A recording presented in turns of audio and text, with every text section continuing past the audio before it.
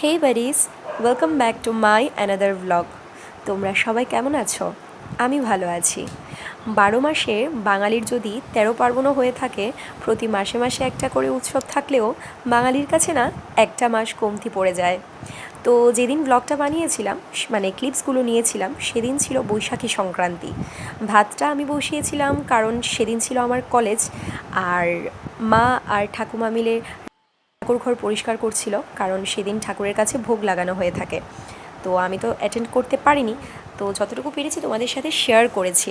ঠাকুমা এখানে কলার একটা পিঠে বানিয়েছিল, খুব সুন্দর ডেকোরেশন করেছে কলা পাতার মধ্যে। আমি এরকমটা ফার্স্ট দেখেছি যদিও। তো এক এক সময় মনে হয় আমরাই হয়তো লাস্ট জেনারেশন, আমাদের ঠাম্মি দাদিকে আমরা দেখতে পাই যে এরকম। আমাদের নেক্সট জেনারেশন মনে হয় এগুলো আর দেখতেও পাবে না।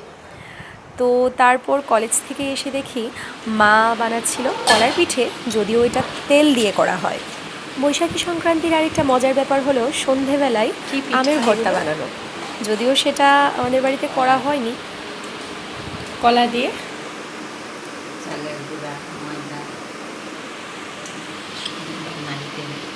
তো আজ ভিডিওটা থাকুক এই পর্যন্ত, দেখা হবে অন্যদিন আরেকটি ব্লগে। ধন্যবাদ।